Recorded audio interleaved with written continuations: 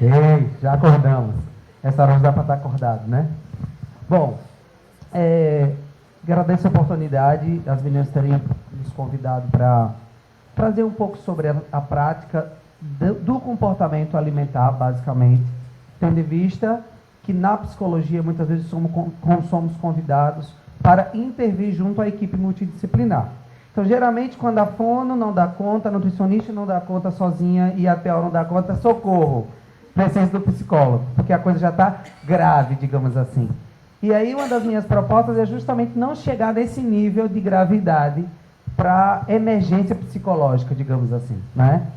A gente, como trabalha numa equipe multidisciplinar, eu também trabalho num centro que trabalha voltado para transtornos da aprendizagem, do desenvolvimento e crianças típicas com bastante dificuldades hoje em dia, e é crescente isso, fora os transtornos, mas crianças que não são autistas, não são TDAH, não tem nenhum outro transtorno, mas que tem uma questão alimentar, de distúrbio alimentar associado, né? Então, isso tem sido bastante recorrente, e estudos hoje comprovam que isso é uma questão de saúde pública, né? A gente tem, enquanto psicologia da saúde, e eu sou um estudioso da área, trazendo dados importantes do Ministério da Saúde, dizendo que a nossa população tem estado cada vez mais envolvida com distúrbios da alimentação. A obesidade é preocupante, né? E junto à obesidade, os comportamentos que estão associados a ela, e os prejuízos e o custo disso ao longo do tempo. E aí, gostaria que a Carol passasse, por favor. Bom, eu trouxe aí o cérebro. Como eu sou neuropsicólogo, estudioso da área do cérebro, eu queria começar com essa imagem que nos chama a atenção um pouco. Bom, o lado esquerdo do cérebro é o lado cientista, matemático, que adora padrões, organiza as coisas, é prático, linear, acurado, analítico, estratégico, sempre no controle, é o mestre das palavras, realista, calcula equações e lida com os números. Eu sou a ordem, sou a lógica, eu sei exatamente quem eu sou. E aí vai pensando aí que tipo de cérebro que é o seu, tá certo? Bom, esse é o lado direito, tá? Ele diz o seguinte: sou a criatividade, sou o espírito livre, sou a paixão, sou o desejo, acho que da microfonia. Sou a sensualidade, o som de gargalhadas, gosto, sensação de areia sobre os pés descalços, movimento, cores vivas, desejo de pintar sobre uma tela vazia, sou a imaginação sem limites, arte, poesia, eu presinto, eu sinto, sou tudo o que eu queria ser. E aí, você é direita ou esquerda? Nenhum dos dois? Ah, então é ótimo, que é a mistura dos dois. O ideal é que nós consigamos fazer um equilíbrio entre os dois hemisférios, no sentido de um padrão de comportamento. Mas, geralmente, temos uma tendência a ser mais um ou outro. E aí, naquele que nos é deficitário, no sentido de ser um ou outro, nos adequamos para dar conta da nossa realidade, que às vezes é dura. Seria muito legal se fosse só direito, né? Só praia, pés sobre areia descalça, enfim. Mas temos o lado esquerdo nos chamando a realidade. E ser família, e ser pai, e ser mãe é realidade. Concorda comigo? E se está falando de cérebro infantil, precisamos pensar na nutrição, pode passar, Carol, como sendo fundamental para que esse cérebro desenvolva as funções de direito e esquerdo. Né? Então, para que esse cérebro tenha uma função sensorial, como a colega bem trouxe, acurada e realizada de forma eficaz, é importante que ele esteja nutrido, né? E as especialistas estão ali, tia lá e está ali, que não me deixa mentir, a importância dos nutrientes para que esse cérebro funcione. E aí essa é uma preocupação muito premente dos pais, quando chegam dizendo que o meu filho com dificuldade de alimentação vai adoecer. E essa é uma preocupação que a gente lida e que, na maioria das vezes, traz consigo questões que estão envolvendo a dinâmica familiar, né? A nossa colega trouxe as questões da organização da família, e eu vou pontuar mais especificamente, eu não vou me estender muito, as coisas que ela já falou eu vou tentar abreviar, mas é importante que nós pensemos que tipo de padrão de comportamento nós estamos fortalecendo no nosso contexto doméstico, porque isso vai repercutir no comportamento alimentar. Pensando em comportamento enquanto processo. Comportamento alimentar também é um processo que precisa ser fortalecido. E aí, a alimentação interfere na função cerebral e pode aumentar a concentração. Veja, quando a gente recebe no consultório, muitas vezes, crianças com transtorno de aprendizagem para avaliação. E aí, quando a gente faz a anamnese, a gente vê logo essa possibilidade de que, se está dormindo, se essa irritação, essa irritabilidade, essa agitação não está associada a alguma questão de falta de nutrientes, de falta de um comportamento alimentar adequado. Porque isso vai, de fato, interferir na capacidade atencional da criança. E veja o prejuízo disso a longo prazo. Se a gente pensa numa criança que não consegue se concentrar por falta de alguns nutrientes de fato, ao longo do tempo, isso vai trazendo transtornos e pode desenvolver algumas questões, muitas das vezes irreversíveis, em se tratando de cérebro. Porque ainda bem que nós temos aí a neuroplasticidade, que nos ajuda muitas vezes a trabalhar essa questão do cérebro, mas nós temos também a janela do desenvolvimento. O que é isso? Períodos críticos em que o nosso cérebro tem que desenvolver aquela função cronologicamente. E se não desenvolver, quer dizer que não vai mais? Vai, mas a duras penas. E aí, muitas vezes, sozinha a criança não dá mais conta. E aí é necessária a intervenção de uma equipe, muitas vezes, multidisciplinar, para dar conta desse não desenvolvimento do cérebro. E a nutrição é fundamental para que a habilidade seja desenvolvida nesse período crítico do cérebro. Pode passar, Carol, por favor. Comer não é simplesmente encher a barriga, concorda comigo? O ato de se alimentar vai além do prazer e da sustentação. A alimentação define você a curto e a longo prazo. É o combustível para o seu corpo funcionar de forma adequada. Então, a nossa alimentação ela precisa ser pensada. Nós temos culturalmente o hábito de não dar atenção à alimentação. Geralmente, nas nossas festas tem o quê? Salgadinho, docinhos, refrigerantes, e aí vai. Mas, basicamente, quando se junta pessoas, tem comida. Concorda comigo? E isso na cultura latina é muito forte. Então, a comida ela é atribuída o prazer, o deleite, a festa. Não há como reunir as pessoas e não ter algo para mastigar. Enfim, e aí a partir desse conceito social da comida, a gente pode pensar muito no nosso padrão atual de alimentação. Nós temos um padrão muito mais esquerdo do que direito, concorda comigo? Temos horário, temos rotina, somos linear, acurado e práticos. Temos que dar conta do nosso horário. Ou o dia de vocês tem 48 horas? Tem? O meu também não. Então a gente tem que dar conta desse horário rígido e muitas vezes inflexível. E aí, essa questão da comida, tendo em vista que a comida é atribuído o conceito de prazer, de divertimento e de festa, é colocado em segundo plano, porque a festa é supérflua. E aí a gente associa, não dá importância devida ao momento da alimentação. E veja o quão é importante a alimentação para o desenvolvimento cerebral, neurológico e das funções cognitivas. Se você usa um combustível ruim no seu corpo, assim como os óleos de baixa qualidade no seu motor, você verá os malefícios que logo agirão sobre o desempenho do seu carro. Sim ou não? Tem um carro já parou aqui no meio da avenida e viu, pô, não devia ter botado a gasolina adulterada. Não tem isso? Ou aquele óleo mais barato para economizar. Bem, assim funciona o seu corpo, automaticamente o seu cérebro com relação à alimentação.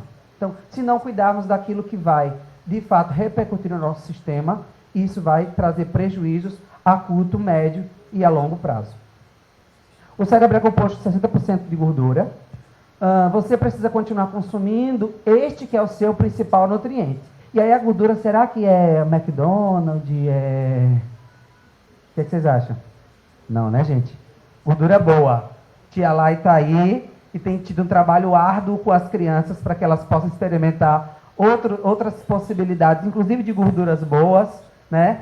Para que nosso cérebro, de fato, tenha um funcionamento capaz de produzir sinapses, que é justamente uma ligação do neurônio para outro, para produzir cognição, pensamento, atenção, memória. Então, se falta nutriente, óleos essenciais para esse cérebro, ele não vai funcionar naquilo que lhe é exigido.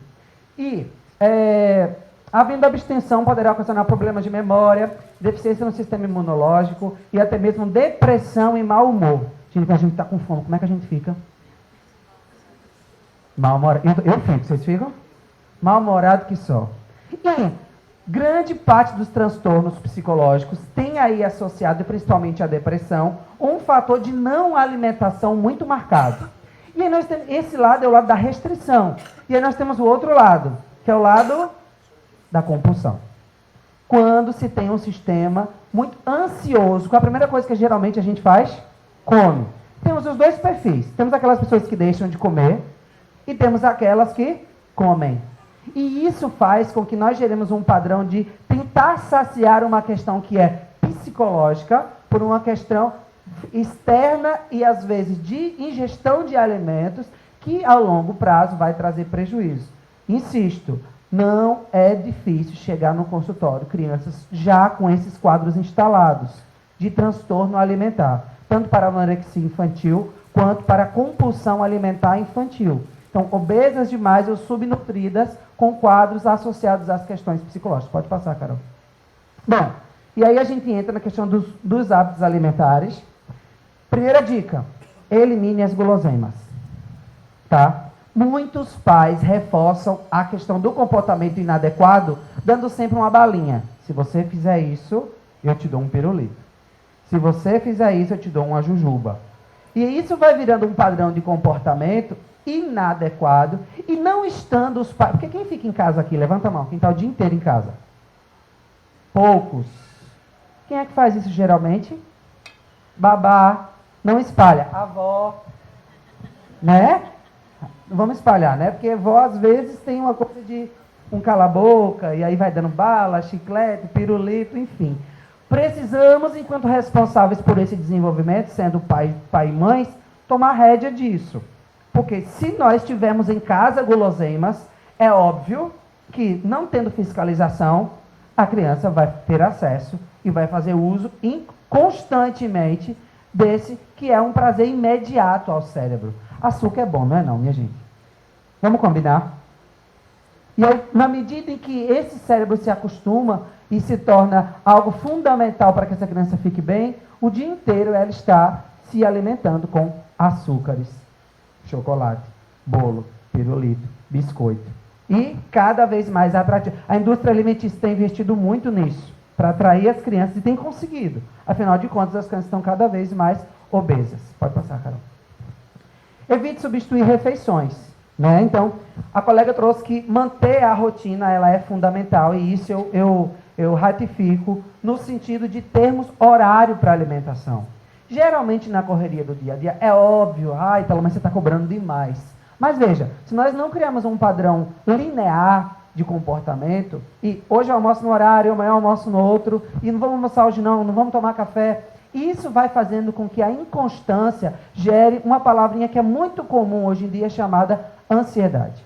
A criança está sempre na espera do que vai vir. O que é que está por vir?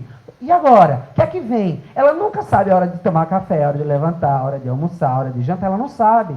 Claro que eu estou especificando o comportamento alimentar, mas isso é para tudo, na verdade. Então, estabelecer com a criança a rotina e o horário, e não substituir esse horário, tentar manter ao máximo esse horário, é importantíssimo e é fundamental.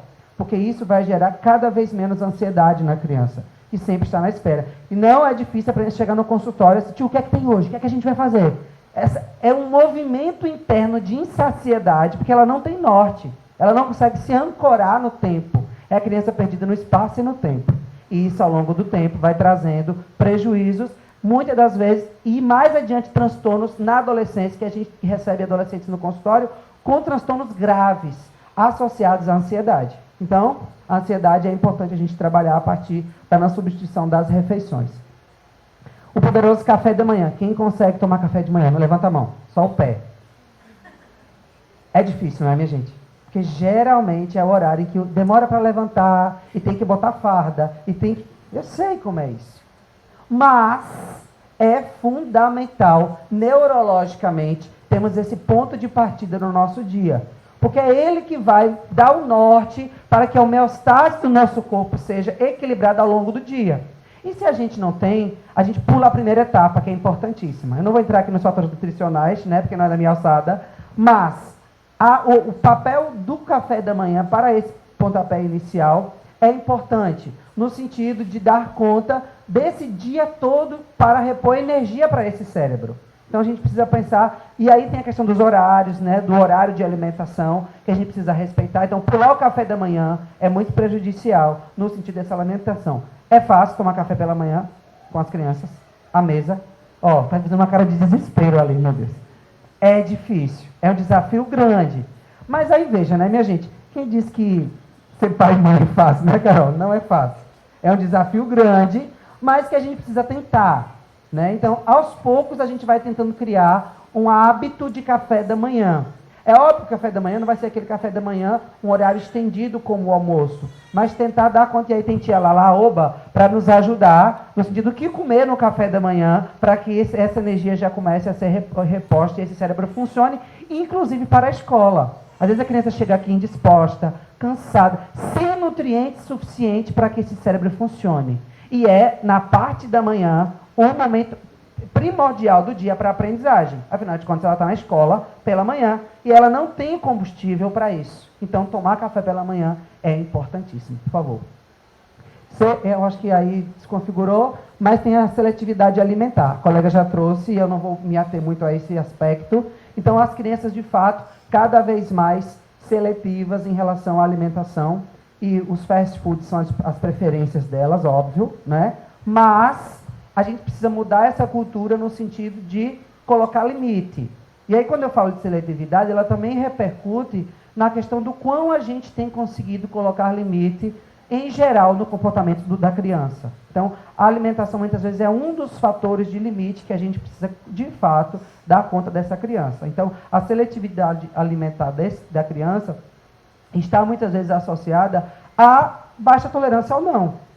Né? Então, assim, a gente precisa pensar se isso é uma questão sensorial, se isso é uma questão orgânica, se tem algum fator biológico associado, ou simplesmente lhe é permitido tudo. Porque muitas das vezes lhe é permitido tudo o tempo todo. E isso faz com que a criança rejeite o que lhe... Ah, não quero não porque esse pão é quadrado. Ah, não quero não porque esse pão é meio escurinho. E aí vai criando... E aí acaba virando sensorial. Acaba virando neurológico, uma coisa que inicialmente foi permitido psicologicamente, no afeto e no comportamento. Então, pensando na cognição e na entrada da informação, aquilo que muito é fortalecido, é muito reforçado, vira um padrão. Tá certo? Por favor, Carol. Tolere um pouco a bagunça à mesa. Né? Muitas vezes nós temos o estigma de que o momento da alimentação é sagrado. Né? E aí tem aquela coisa da falta de respeito à mesa. Não pode isso, não pode aquilo, não se deve isso. A etiqueta. Óbvio que com o passar do tempo as crianças vão adquirindo esses hábitos. Mas, a priori, a alimentação e o momento da nutrição, nas horas de alimentação, é também um momento de descoberta. É também um momento em que a criança vai experimentar. E óbvio que um momento ou outro ela vai ficar assim, né? Alguém já viu uma criança assim? Não? Pode passar, Carol. Não associar a alimentação a brincadeiras, recompensas e castigos. Quando tia Lala falava da questão do lúdico, ele é fundamental. É diferente de toda refeição, nós temos que estar associado à questão da brincadeira. Porque uma refeição, muitas vezes, que duraria 30 minutos, vai durar 1h30. Porque a colher vai virar o avião, estão sabidas, o avião, o barco, o astronauta, e aí a nave que... Não é possível fazer isso a todo instante, não é? O que a gente traz no sentido de brincadeira é não transformar aquele momento único e exclusivamente momento de brincadeira. E é óbvio, cada vez mais as nossas crianças estão cada vez mais comunicativas. E aí, ao longo do tempo, na comunicação e na relação pai e filho, mãe e filho, vamos explicando justamente isso. A importância de se alimentar bem, a importância de estar nutrido, a importância de conseguir ter um comportamento adequado à mesa. E isso a gente vai modelando ao longo do tempo. Então, a gente não pode dizer que não é nem 8 e nem 80. E a colega trouxe muito brilhantemente, cada caso vai ser um caso. Tem crianças que têm, de fato, uma intolerância orgânica e que outras é construído. Mas veja, nenhuma criança nasce, senão as questões biológicas, com a inaptidão para se alimentar. E isso é inerente ao ser humano. Não é? Já diziam os nossos psicanalistas de base, nós nascemos com a capacidade de se alimentar. Não é? A questão da criança ter todos os movimentos, toda a formação biológica para a amamentação. Então, isso é inerente à nossa formação. E é óbvio que, ao longo do tempo, a gente precisa fortalecer e ir aumentando esse repertório de comportamento. Aversão a alimentos novos, e aí a gente tem a neofobia. E aí a neofobia associada à nutrição é justamente essa rejeição ao novo. Então, como é que a gente pode lidar um pouco com isso? A gente tem uma técnica que a gente trabalha muito na nossa teoria, que é a dessensibilização sistemática. que é justamente ir aos poucos desensibilizando aquela criança para determinada textura, para determinado aroma. E aí não adianta você ofertar tudo ao mesmo tempo, no mesmo dia e na mesma hora. Olha o nome, dessensibilização sistemática. É aos poucos, você vai ofertando uma novidade a cada dia. Então, se você já percebe uma rejeição a algumas coisas, pense em alimentos que lembrem. Talvez você não precise começar com o feijão naquele estado último, com grão, com caldo, mas vai devagar introduzindo a questão da cor, alimentos parecidos com aquele que ele já gosta, e vai tentando fazer uma associação, dessensibilizando um pouco. E aí você já consegue, muitas vezes, começar pelo lúdico, às vezes, mostrando imagens, mostrando crianças se alimentando bem, desenho. Turma da Mônica é expert nessas coisas. Na internet tem muita coisa que você pode utilizar no sentido de ir dessensibilizando aos poucos. O final do produto é comer, por exemplo, o feijão. Mas aí tem que ser aos poucos. Isso demanda tempo e demanda trabalho. Talvez, e não é assustador isso, muitas vezes no consultório a gente lida muito mais com babá e com vó. E aí a gente precisa treinar a babá e a avó. Isso a gente faz diariamente. Porque são elas que, de fato, podem ajudar nesse processo. E, minha gente, uma má condução desse processo, seja por babá, seja por vó, por mãe, por cuidadores em geral, pode ser devastador para essa criança. A gente tem, para vocês terem uma noção do quão isso é sério, transtornos associados de dislexia, que a gente fala de dislexia, que é transtorno específico da linguagem, que tem um processo de aprendizagem bastante deficiente, e aí aparece na alfabetização, 7, 8, 9 anos, mas que teve base naquela babá que só triturava a comida. Como assim? Vocês sabem que a questão do alimento, ele também repercute na questão motora, e aí vai repercutir na fala. E a fala é fundamental para que mais adiante a criança consiga estabelecer a questão do fonema e da semântica. Então, se não houver comunicação, vai repercutir no processamento da linguagem e a criança não consegue ler. Olha como isso é sério. Claro que não é assim uma relação direta, mas existem fatores associados da má alimentação para a questão do transtorno de aprendizagem em geral. Alimentação em TV. Não acontece na casa de vocês não, né? Que maravilha. Bom, e aí eu trago TV como tecnologia, mas em geral isso é muito recorrente. Porque muitas vezes, minha gente, eu entendo que é o único momento que você tem de paz na tua casa é a hora de almoço. Tem gente rindo, eu acho que isso acontece. Veja, porque é a hora que você está ali com sua família, e aí é óbvio que muitas vezes você quer silêncio, é óbvio que muitas vezes você não quer bagunça, é óbvio que é preferível que esteja um ambiente padronizado. Mas também podemos fazer desse momento um momento de troca de informação, para continuarmos um processo educacional e até, minha gente, desconstruir o que foi construído de uma forma inadequada pela babá, pela avó, nesse momento. Então, estar à mesa, reunir a família à mesa, também é um ato de afeto. Se nós estamos ali atenciosamente ouvindo, e não é incomum durante a mesa, haver discussões bastante acaloradas, sim ou não? E aí é ali que se discute as questões que acontecem durante o dia, é aí que a criança fala o que aconteceu na escola, e aí é importante também ter esse espaço, mas é importante pensar também que é um momento de alimentação. Então não fazer a troca e a substituição da função daquele momento. Então, permitir que aquele espaço de conversa ali à mesa, e veja, o hábito de estar à mesa é importante. Então, se a gente não consegue, a gente precisa tentar fortalecer esse momento de estar à mesa, porque na questão motora, na questão orgânica, biológica e na questão de rotina, está no espaço de alimentação, e o espaço e o momento para que eles têm que estar marcado. E o espaço de realização da atividade de se alimentar é a mesa. Não é na frente da TV, não é o tablet que está do lado, nem enfim, os vários distratores. Faço o que eu falo, mas não faço o que eu faço. E aí?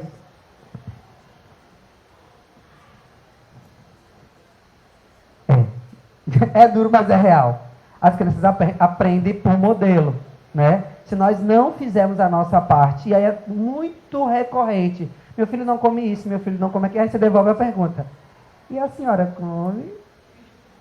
E aí a mãe muitas vezes, não, porque minha mãe não me oferecia. Você muitas vezes está repercutindo e reproduzindo um padrão que não foi adequado e que hoje, biologicamente, você sente falta desses nutrientes. E aí as várias doenças ao longo da vida por conta disso. E aí você quer que seu filho seja diferente, mas você não tem esse hábito. Então, precisa começar a mudar os nossos hábitos para repercutir nos hábitos dos nossos filhos. E eu não vou me ater muito a essa figura, porque o nosso tempo já estourou, mas a questão do tempo da alimentação, né? A gente, por conta do nosso horário corrido e a nossa rotina bastante agitada, muitas vezes nós comemos muito rápido. E isso não dá sinalização ao cérebro de saciedade. E nós criamos um padrão alimentar de, muitas vezes, da compulsão, permitindo a compulsão, porque a gente se alimenta rápido, e aí o nosso cérebro não tem como devolver ao nosso organismo a informação. Calma, já deu. Já foi. Então, precisamos de, no mínimo, 20 minutos para dar conta disso. E aí, muita gente almoça o tempo todo do almoço nesse tempo. E a gente não tem a possibilidade de registrar e marcar a saciedade e o cérebro, de fato, controlar esse sistema orgânico para dizer que nós estamos satisfeitos. Então, pensar no tempo das alimentações também é importante. Às vezes, sair um pouco mais cedo ou acordar um pouco mais cedo, 10 minutos, 15 minutos mais cedo, já vai fazer uma diferença importante para que a gente tenha uma alimentação de mais qualidade. E aí, alguns elementos que fazem a parte nutricional cerebral funcionar de forma mais fluida, e aí os grãos integrais, ovos, e aí tem várias opções que vocês podem... E isso é muito recorrente na internet, tem muita informação, muitos estudos que comprovam isso, a informação disso, e aos poucos inserimos isso na alimentação dos nossos filhos. É óbvio que a criança pequena, é muito difícil ela comer uma linhaça, né, minha gente? Ela não vai, até porque tem um aspecto... Mas eu já recebi, por exemplo, tem pai que é 880. Tem um pai fast food e tem um pai natureba, né? Tem o pai Nutella e o pai raiz, digamos assim. E aí o pai Nutella é aquele pai que é tudo muito processado. Hoje em dia nós temos, inclusive, uma indústria de alimentos naturais que processa tudo. Inclusive um alimento natural enlatado, o alimento natural numa composição que a gente nem sabe como foi feita. Então, nada melhor do que um alimento natural, né? E aí permitir que se tenha, que mastigue, estimulando a parte motora, permitir que sinta o gosto, o aroma da casca, o cheiro, tudo isso vai estimular a parte sensorial e vai aguçar o desejo pela comida, o prazer que a comida pode trazer. Enfim, enquanto as palavras movem, os exemplos arrastam. Então, espero que a gente pense na nossa prática enquanto pais. E eu trabalho no Centro Especializado de Apoio Multidisciplinar. Nós fazemos parte de uma equipe multidisciplinar com nutricionista, TO, neurologista. E a gente trabalha desde o transtorno de aprendizagem até crianças típicas que não estão sendo trabalhadas de uma forma adequada. Então, nós temos a nossa página também com esse nome, CEAM. Vocês podem acessar, lá tem os nossos contatos. E a gente está à disposição agora, né, para as perguntas e o que vocês quiserem perguntar, de alguma forma de poder ajudar, estamos aqui. Obrigado. Oi, então, na verdade, assim, envolve também um pouco da minha prática, né, como vocês falaram. E aí, diariamente, né, a gente lida com crianças de diversas situações, diversos perfis. E aí, assim, uma das coisas que faz parte da minha rotina diária nas atividades é começar a atividade fazendo uma contação, uma historinha, uma brincadeira, mas no final tem uma degustação.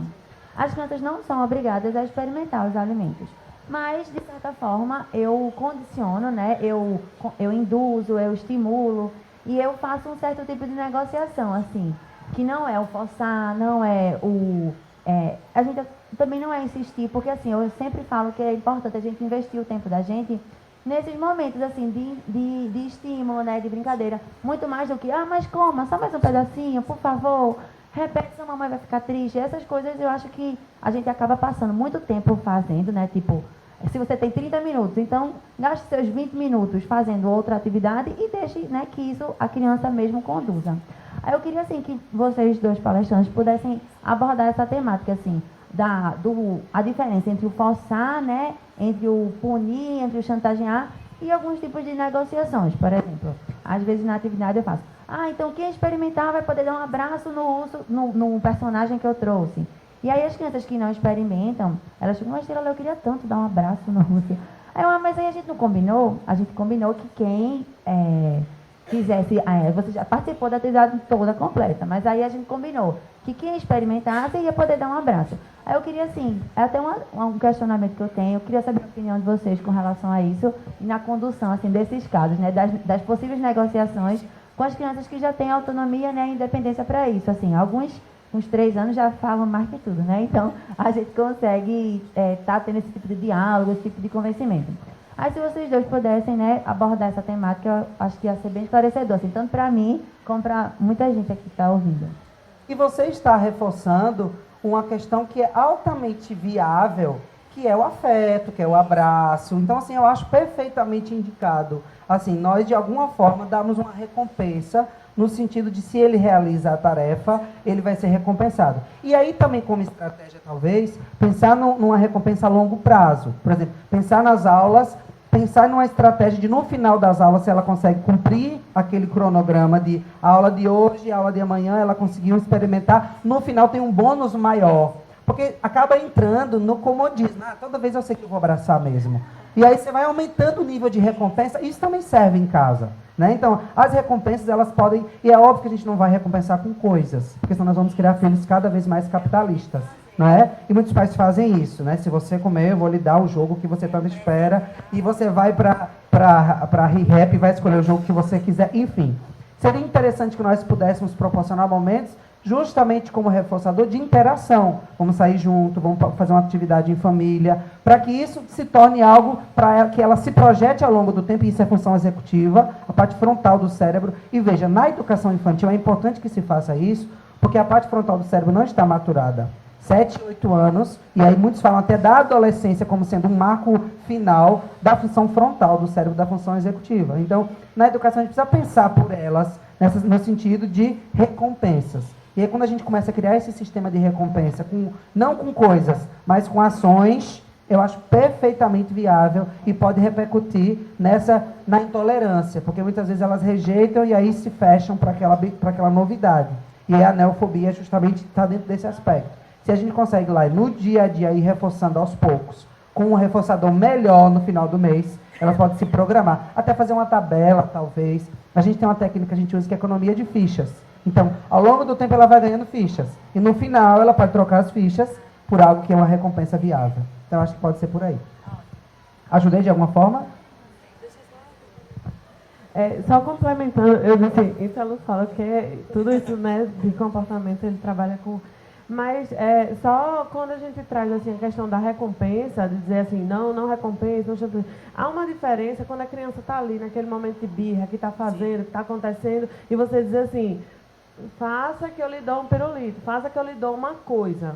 Você está reforçando um comportamento negativo ali naquele momento.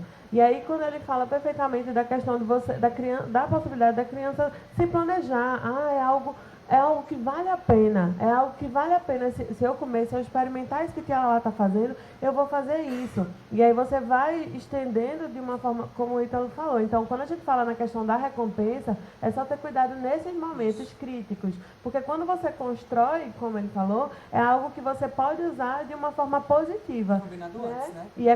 Isso, e aí quando ela diz assim, porque você dá um abraço, você comer, você dá um abraço. E aí, poxa, não comi, mas eu gostaria tanto. Mas a gente não combinou, não é um acordo. Você negocia com a criança no momento que ela não está no nível de estresse, né? Que ela não está naquele nível de birra e tal, né? Não adianta a criança estar lá se debatendo no chão e você querer dar um limite a ela naquele momento, que vai ser furado, né? Mas aí quando você começa a ter essa noção e começa a criar essa estratégia cotidianamente, construindo, é muito mais benéfico, e aí a recompensa, ela é legal. E eu quero que o senhor fale a respeito da motivação, né? Porque essa situação da neurociências hoje, para nós, pais, é essencial ter esse conhecimento, né?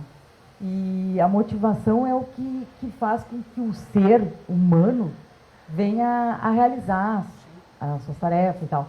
E quando vocês falam essa direção de ter a educação e motivado, ele consegue ir adiante, né? Eu me lembro que tu comentasse de ter essa responsabilidade, né? E eu acho que o papel do pai é descobrir o que motiva o seu filho para vir a educá-lo, né? E eu acho que como o trabalho da saúde, né, a boa alimentação é essencial para poder ter a aprendizagem, né, desenvolvimento de ser uma pessoa que tenha as devidas aprendizagens no seu tempo, né?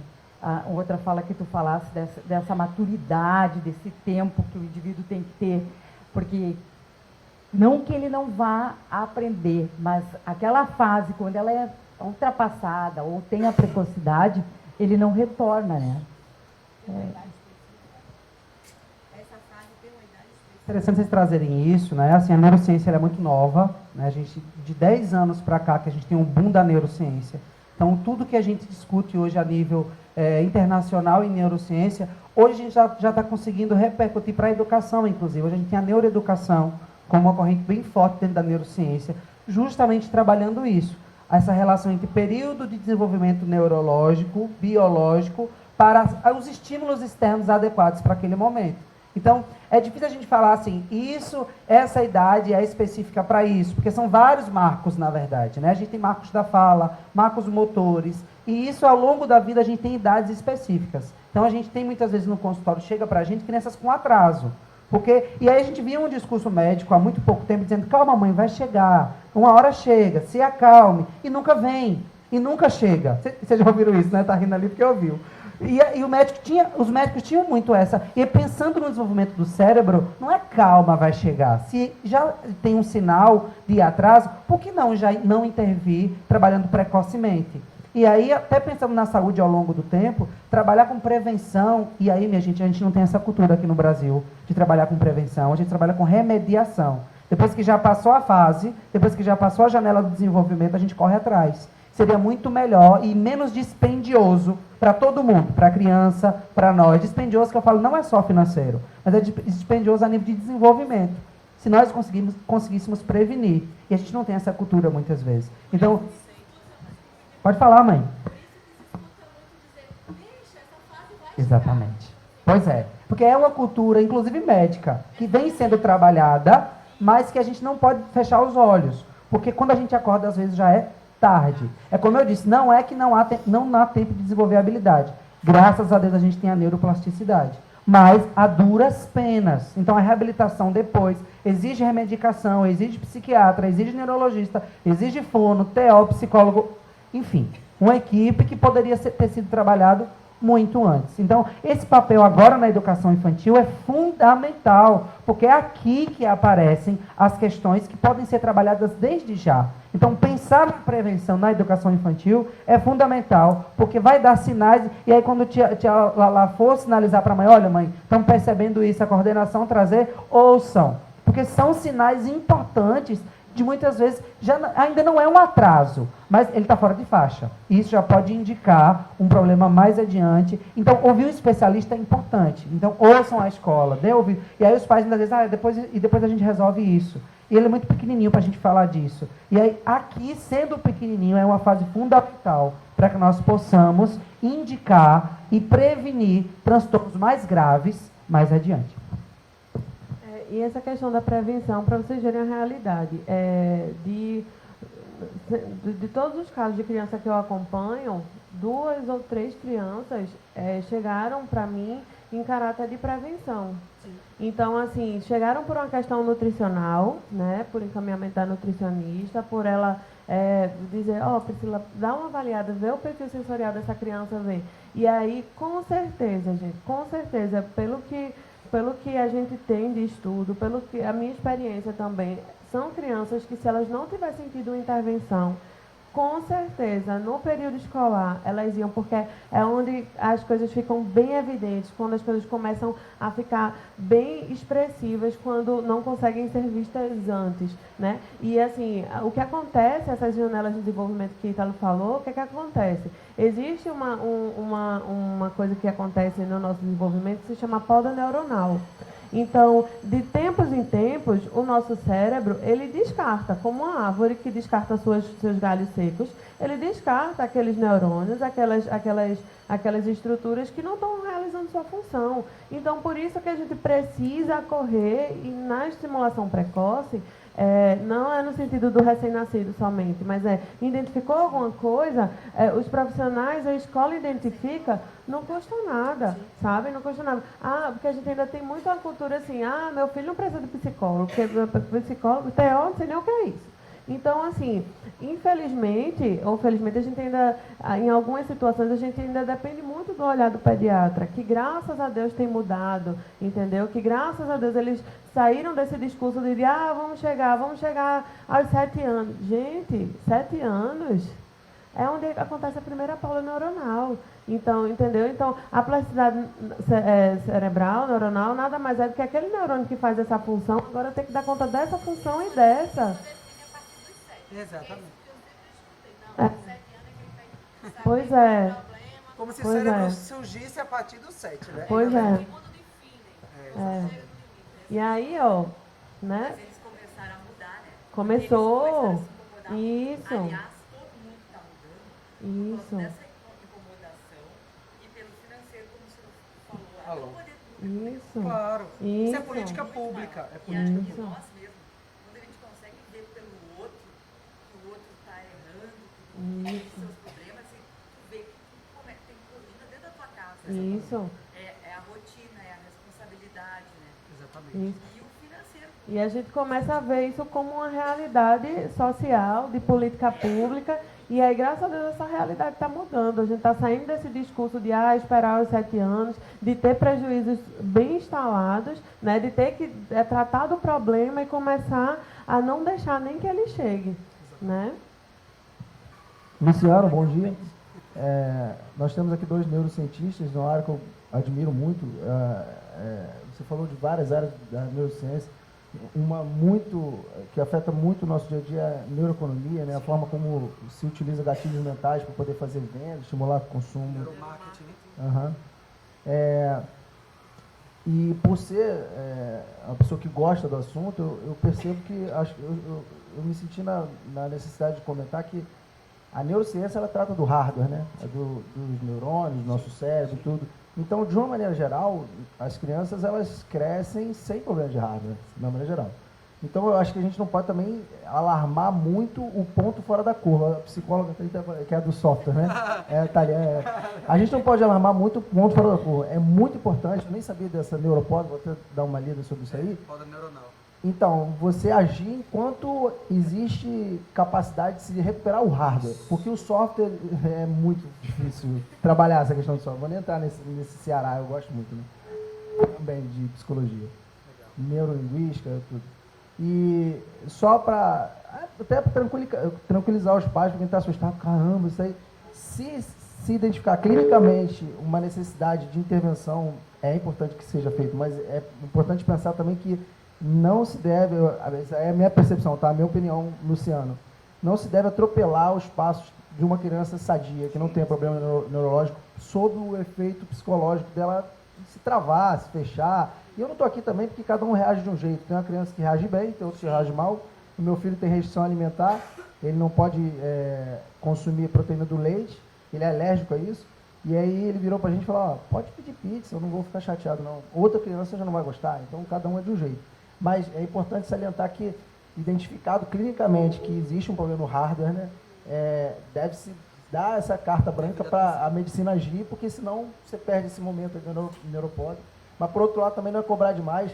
Meu filho está com 4 anos para 5, aprendendo a escrever. Eu estou abismado, ele sabe número, ele sabe letra, e eu falei, caramba, eu aprendi isso tudo com 5 anos no antigo CA, né, a classe de alfabetização. E hoje ele estaria no pré-CA, nem existia isso, né? Para mim era creche, sei lá. E eu me sinto feliz com a profissão que tenho, com a família que tenho, aprendi aos 5 o que ele está aprendendo aos 4. E veio uma certa cobrança, não estou falando mal da professora não, ela quer exigir, ela quer que o menino se desenvolva, eu falei assim, calma lá, ele está com um desenvolvimento bom, talvez não que você esteja esperando que ele seja capaz de fazer, mas não quer dizer que isso é dramático, isso é trágico, não. Então, é só compartilhar essa minha percepção aí, tá? Cada um trate da forma que quiser, não estou botando uma posição científica, né? A minha percepção é que é importante estar atento aos problemas realmente de hardware, sim, mas é importante deixar a criança evoluir e tal, né? Tá bom? Valeu. Eu concordo plenamente. Por isso que quando eu trago na minha fala, eu digo assim, gente, cuidado, para a gente também tudo não virar patologia. Então hoje a criança ela não pode ser ativa, a criança não pode brincar, a criança não pode querer explorar o ambiente de uma forma mais ativa porque ela tem hiperatividade. Então uma criança é uma criança mais introspectiva. Não, essa criança está dentro do espectro do autismo. Então vamos ter cuidado com isso. Quando a gente traz todas essas questões de hardware, a gente também tem outra realidade dessa negligência, e às vezes não é nem a negligência também, a falta de conhecimento, né? A gente poder compartilhar com vocês, e por isso que eu achei muito pertinente trazer esses 7 perfis, porque eu acho que retrata muito a realidade. Muitos podem estar naquele primeiro perfil, que o pai acha que a criança não come, né? Que o pai acha que a criança tem uma dificuldade, mas se aquilo está tirando sua paz, se aquilo fez com que você tentasse de diversas formas e você não estava conseguindo, se a escola sinalizou uma coisa, se os profissionais estão tentando e não estão conseguindo, vale a pena um especialista chegar e dizer, pelo menos para lhe tranquilizar, olha, não tem nada. E aí é uma linha tênue, porque assim, existe essa coisa de dizer, espera o tempo da criança, mas esse tempo não é 7 anos. Entendeu? É você também não ficar nessa cobrança acirrada que meu filho tem 4 anos, meu filho tem que escrever, meu filho tem que ter uma coordenação perfeita, isso e aquilo. Não, gente, calma, desacelera, vamos dar o tempo dele experimentar, tá? Então a gente fala de um tempo curto, não é de 7 anos. E aí, por isso que precisa de entendedores do desenvolvimento infantil para lhe dar esse parâmetro. A escola ela é bem formada nisso, é onde vocês têm um maior contato, onde podem estar sinalizando para vocês. Então, quando o Ítalo fala isso, escutem a escola. Eles não estão querendo criar problema para o filho de vocês, eles estão querendo, na verdade, evitar problemas, muitas vezes. Esses parâmetros pedagógicos cognitivos, eles ajudam para a indicação da primeira entrevista. Ele não atingiu, legal, vamos lá ver. Vamos melhorar. Mas se a criança está ali se desenvolvendo, é melhor deixar. Isso, com certeza. Só posso complementar a informação? Para ajudar ali na palestra do... Seu nome, desculpa? Do Ítalo. Estudos indicam que na alimentação com criança, ou até com adulto, né? Às vezes a criança ela aceita um alimento só na 10ª tentativa. Até a 10ª tentativa. Quer dizer, tipo assim, a estatística diz que é para tentar, né? E aí mudar, né? Eu digo isso porque eu gosto muito de nutrição, estava conversando com a Nutri aqui e tal. E você tem que variar. Você tentou de um jeito, depois tenta o brócolis de outro jeito, depois tenta o brócolis de outro jeito. Uma hora... eu adoro brócolis, né? Valeu. Eu conheço esse estudo e foi fundamentado nele que eu falei isso aqui. Aquilo, não desista. Se ele não conseguiu uma vez, se ele não aceitou uma vez, tente de novo, crie a oportunidade, crie... Tá? É o que o Ítalo falou, é investimento de tempo. Deixa só que ela levantou a mão. Vê só, diante de tantos especialistas, eu fiquei até acanhada, mas eu vou fazer. Até porque, assim, minha criança já tem 10 anos, certo? Mas, assim, foram 10 anos de suplício para essa criança comer. Comer o quê? Coisas saudáveis, né? Porque logo cedo, não que eu oferecesse, mas eu já percebi um paladar mais para doce, que é comum na criança, mas eu acho que, eu não sei se tem a ver com a distribuição de sabores na própria língua, se a gente já nasce ou desenvolve, né, uma aptidão maior para doce ou azedo, não sei. Porque eu vejo crianças chuparem a acerola verde e eu fico assim, boba, porque os meus nunca aceitaram nada que fosse tão azedo, né? Então, assim, mamaram, aquele processo todinho. Eu sempre fui uma mãe, aquela mãe que queria me dedicar a essas crianças, aí a alimentação, tudo. Até hoje, eu que faço a nossa alimentação, a alimentação da família passa por mim.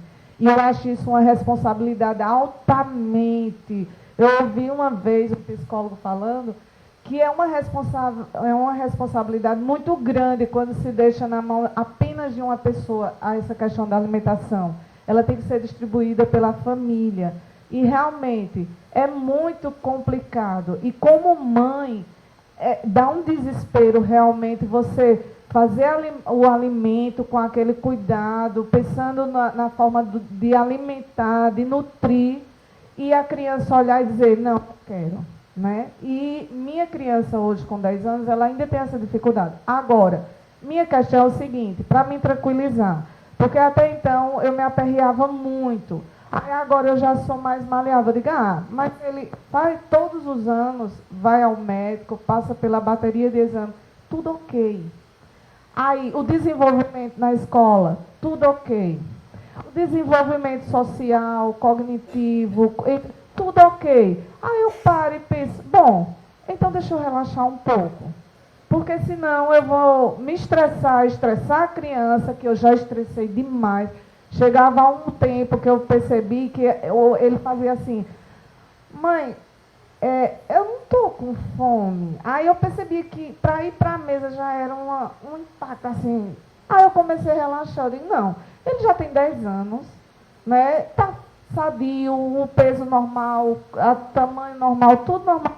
Então, eu não sei se eu estou certa, era essa a questão. Deixa eu relaxar um pouco também, né?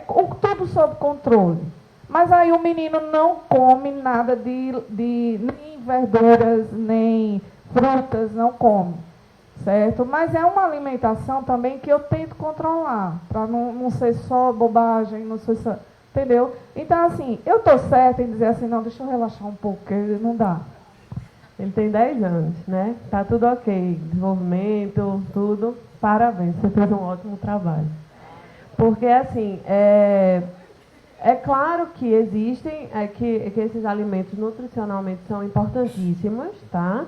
E aí é quando você pode, aliado com o nutricionista, ver de que forma você pode compensar essas carências que existem, é fato. Mas se isso não está repercutindo no social dele, no desenvolvimento, então isso é reflexo da sua luta durante esses 10 anos, entendeu? A gente precisa considerar também a questão do perfil sensorial da criança, igual a identidade, gente. Cada pessoa tem o seu perfil sensorial, que é o que faz o que a gente tolerar, às vezes, estar em determinados tipos de ambiente e outros não tem. Tem pessoas que sentem mais frios do que outros, tem pessoas que sentem mais fome, tem pessoas que não conseguem desempenhar algumas funções se tiverem com fome, com sede, enfim. Tudo isso faz parte do perfil sensorial. Então, você foi um investimento de 10 anos e seu filho está aí sendo reflexo disso, com um desenvolvimento ok. Então, parabéns, você fez um ótimo trabalho. É nesse momento que você dá uma relaxada, procura um nutricionista, faz essas compensações para que ele não tenha prejuízos futuros e vá embora, que eu tenho seu filho. Não? E segue. Assim, meu filho mamou direitinho até 9 meses. Era obeso, eu já estava desesperada, meu Deus, meu filho vai comer demais, né? E se alimentou normal, comeu até 2 anos e meio, feijão, arroz, comidinha, frutinha. E de 2 anos e meio até hoje, ele está com 4, e hoje não come mais nada. É só vitamina de banana e de abacate. E biscoitinho de leite, não gosta de nada de chocolate, essas coisas, de guloseimas. Eca, tudo é eca. Aí meu desespero é esse. Aí comecei até, já estou preocupada, assim... Só comia um arrozinho branco sem nada. E sempre não mamãe, tudo é eca pra ele, né? Aí eu não entendo por que aconteceu isso. Que ele se alimentava normal, na mesa comia tudo e hoje não come mais. Aí todo mundo, não, Renata, é uma fase. Eu fui, não, bora esperar essa fase, né? E hoje procurei já uma pessoa que estou trabalhando, já está na 2ª sessão de terapia, para focar essa parte da alimentação, porque ele não quer experimentar mais nada e não quer mais nada. Aí minha dificuldade é essa. Estou realmente... Mas pode ser algo traumático, alguma memória afetiva aí que ficou de algum episódio que a gente não sabe como ele interpretou, pode. E ela na terapia ele vai descobrir, espero eu, e resolva, né? Se for uma questão sensorial, né, que pode ter deflorado aí desse episódio, talvez, também, né, que toda vez que ele entra em contato com a comida, ele ativa a memória de algum episódio e aí, sinestesicamente, ele corresponde. Também pode acontecer. Isso tudo é psicológico afetando a parte sensorial. Então, é importante pensar no caso especificamente, né? Mas assim, você já procurou ajuda, isso é importante, né? Então, você esperou aí 1 ano e meio, 2 anos. Pois é. É diferente de uma criança que sempre não quis, né? Ele deixou de parar. Então tem que avaliar se aconteceu algo nesse sentido. Enfim, é importante entender o caso especificamente. Me parece que tem alguma questão emocional aí associada, mas a gente precisa pensar especificamente. Tá certo? É importante também ver se em outras áreas dele, do desenvolvimento, dentro do brincar, que é uma ótima oportunidade de observar, se ele apresenta algum tipo... Lembra aquelas questões, se vocês quiserem também, eu posso disponibilizar a fonte de onde eu tirei esses perfis. Eu acho bem bacana que você consegue fazer mais ou menos uma triagem e dizer assim, eu devo ficar em alerta ou não devo ficar em alerta, sabe? Porque existe um período onde a criança, onde espera-se que ela tenha uma seletividade alimentar, que ela seja mais restrita com os alimentos, tá? Existe, mas assim, já no seu caso, onde ele só aceita vitamina de abacate, vitamina, sabe? Então, precisa ver como é que ele se comporta frente a outros estímulos sensoriais. Pode ser importante também, além da questão emocional, de verificar o que aconteceu, de traçar o perfil sensorial dele, né? O que de repente acabou desorganizando esse input sensorial, essa informação sensorial. Pode ser que aconteça. A criança ela aprende e vai aprendendo muito por associações também, entendeu? Então, de repente, em algum momento, alguma sensação desagradável pode ter gerado uma memória para ele, né? É uma memória sensorial onde cada vez isso vai sendo remetido. E aí ele vai estar juntamente com o psicólogo, né, trabalhando, e talvez também com o TO, né, dependendo das outras questões, demandas que ele apresentar. Existe algum questionário, tipo aquele de autoavaliação, que ele vai fazendo perguntas, você vai respondendo e de acordo com o resultado global você tem indicação de que, vale a pena você procurar um nutricionista, ou não, está dentro da normalidade, parabéns, você está fazendo, está cuidando bem do seu filho. Porque às vezes a gente fica dentro das nossas impressões, a gente cria o nosso mundo e acha que o nosso mundo é referência, e não é. E as questões que a ciência já desenvolveu, já descobriu, elas permitem isso daí. Existe algum tipo de material como esse aí que a gente possa... Né? Veja, um formulário assim, pronto, de auto, ainda não existe, tá? A gente está agora em parceria com a Universidade Federal e a gente está querendo criar alguns protocolos para meio que fazer essa identificação. Eu acho um pouco perigoso, eu utilizo alguns questionários e os pais respondem, mas assim, não é algo que eu disponibilizo porque é um pouco perigoso, né? Precisa realmente do olhar do profissional para... Não é para você chegar e falar assim, beleza, é isso aqui. Não, eu entendi. Né? O indicador, entendi. Entendi. Então, aí nesse ponto não existe. Eu trabalho com alguns questionários, mas aí é clínico e são instrumentos de avaliação, entendeu? Que aí não contempla isso, não contempla isso que você sabe, ainda não existe. Ou se existe, eu desconheço, né? Também não sou detentora de todo conhecimento, mas até onde eu já cheguei a ver, não existe não. Só uma coisinha, aí por isso que eu enfatizo de novo essa questão dos perfis. Eu não sei se para vocês ficou essa sensação, mas muitos pais, quando a gente traz algumas coisas, eles já dizem, realmente, eu acho que a minha realidade está um pouco parecida com isso, então, se gera dúvida, né, então, vamos ver. É a mesma coisa da tua exposição, só que o que eu estou perguntando é se existe alguma coisa mais objetiva. Não existe. O que você apresentou é legal, a gente viu ali, mas se a gente tivesse, por exemplo, o seu filho faz tal coisa, meu filho faz, entendeu? Se você respondeu sim, 3, procura um especialista lá, entendeu? Espero que um dia a gente tenha. Vamos estudar, vamos pesquisar, Mestrado, né? doutorado, vamos fazer um negócio Vamos embora. Boa ideia.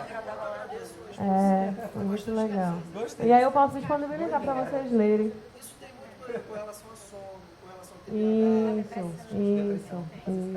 Até nos instrumentos que eu utilizo, né, tudo é expressado na forma de comportamento. Então, ele vê, sua criança, ela brinca cooperativamente com as crianças. Por exemplo, qual a frequência que isso acontece? Nunca, ocasionalmente, né? O instrumento que eu utilizo, ele faz isso, sabe? Mas aí ele já lhe leva para um caminho de traçar o perfil sensorial, e não nisso que você sugeriu. Ele é uma ferramenta sua. Isso. Muitas crianças estão no lanche coletivo, né? Só para contextualizar, o lanche coletivo que eu falo é voltado para as crianças com até 6 anos incompletos. Então, assim, muitos pais colocam a criança no lanche coletivo na expectativa de agora meu filho vai comer bem e tal. E aí a gente acaba fazendo essa parceria, né, assumindo essa responsabilidade também, juntamente com os pais. Mas o que acontece? Ao primeiro sinal da criança que não está aceitando determinados alimentos, porque muitas vezes eles também não aceitam nem em casa, né? Então, vai refletir na escola também. E aí, ao primeiro sinal desse não estou aceitando, ou então até tenta um mês, ou mais um pouquinho, e aí tira do lanche coletivo e acaba, ou então assim, exigindo uma segunda opção. Então, assim, eu queria ver, são duas perguntas. Até que ponto o lanche do dia hoje, por exemplo, vamos botar aqui uma fruta que eles não aceitam muito bem, mamão, cuscuz e algum suco, um exemplo. E aí a criança não come mamão. Então, toda vez que vem mamão, ela não aceita. Então, até que ponto seria interessante a gente estar deixando de oferecer aquele alimento ou não deixar de oferecer, mas sempre dar uma segunda opção, porque também tem a questão do condicionamento. Então, muitas vezes, eles fazem... os maiorzinhos dizem, não quero não, eu quero a segunda opção. Tipo, já condicionou, já sabe. E muitas vezes essa segunda opção não é assim o alimento tão rico, perde aquele momento do coletivo, né? Da coletividade, do grupo, de estar trabalhando aquele alimento. Muitas vezes é o que eu estou trabalhando na semana, então ela não comeu aquele alimento que eu trabalhei na semana, então foge um pouco do contexto. É assim, a pergunta é bem de uma maneira geral, né? Não é um caso específico, mas assim, acontece com muita frequência esses casos das crianças que não aceitam, então diretamente já vão para a segunda opção, ou nem sequer experimentam e já dizem, não, mas hoje eu não vou querer um lanche não, eu vou querer a segunda opção, não sei de onde é que ele adivinhou qual era o lanche. E aí a outra opinião que eu queria tua é com relação assim, esses pais tiram a criança do lanche e acabam, não, então eu vou levar de casa, porque pelo menos ele vai comer alguma coisa. Lembrando que o lanche é uma refeição intermediária, né? Então, assim, muitas vezes vem sem café da manhã, e aí não lancham. Mas aí, quando eu vejo as lancheiras, muitas vezes até me assusto, porque é festival de chocolate, sabe? Alimentos que são de baixíssimo valor nutricional. Então, o que é melhor? Você deixar de colocar no lanche coletivo para a criança estar comendo esses alimentos que são de baixíssimo valor nutricional, né? Que vai estar até fazendo esse certo tipo de condicionamento. Eu queria a tua opinião, assim, com relação a essas segundas opções, até que ponto a gente... eu sei que é importante a gente, mesmo que a criança não coma, é importante oferecer, é importante que ela veja, mas assim, quando... realmente ele não comeu, então vamos dar outra opção. Aí como é assim que tu trabalha na tua prática essa questão, que eu acho que também deve ser super comum, né? A primeira pergunta foi se é interessante deixar de oferecer, né? O lanche coletivo, e aí tira.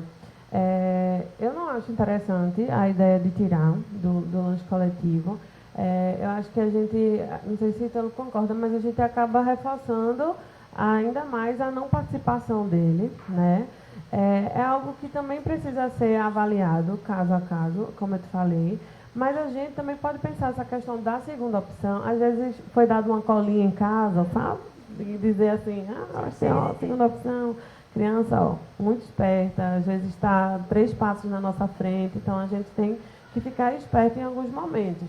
E aí, de repente, essa segunda opção, talvez ser o mesmo alimento de uma apresentação diferente, sabe? Ou então, eu acredito que colocar uma estratégia de um lanche menos saudável, de uma coisa mais... Eu acho que não é uma boa estratégia, porque você vai entrar justamente nesse condicionamento. Eu não tenho isso. E aí é aquilo que Ítalo falou também, da construção, né, da questão do reforçador, né, de você poder, dele começar a ter noção de que você fez um acordo com você, tem que se cumprir, entendeu? Cumprir o acordo, isso é extremamente importante, não só para essa parte da alimentação, mas para a vida, para outras áreas. Então, assim, a segunda opção é essa.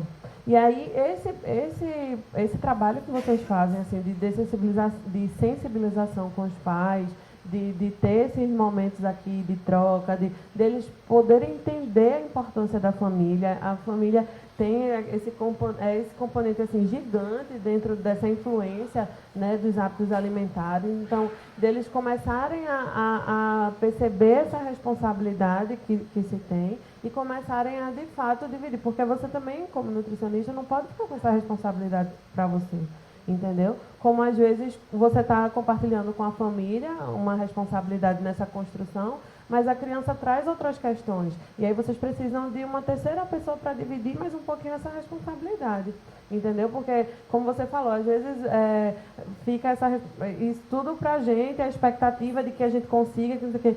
E assim, também é um processo, né? A criança, quando vai chegar aqui, uma criança de 2, 3 anos, então assim, ela já teve também um tempo para aprender um tipo de comportamento, né? Um hábito e tudo mais. Então, requer um tempo também. Então, ver que expectativa é essa da família, o que é que significa para eles em termos de tempo, em termos de objetivo, né? Porque, às vezes, é bom alinhar isso, porque, às vezes, a nossa expectativa é que a criança esteja ali junto com as outras, aceite olhar o alimento de longe. E o pai quer que a criança coma, de fato, e que fique saciado, entendeu? Então, se você consegue criar uma coisa estruturada, com o tempo, ele vai trazendo uma resposta. Mas não passou 2 meses, a criança não come, tira do lanche coletivo. Eu não acho isso interessante, sabe?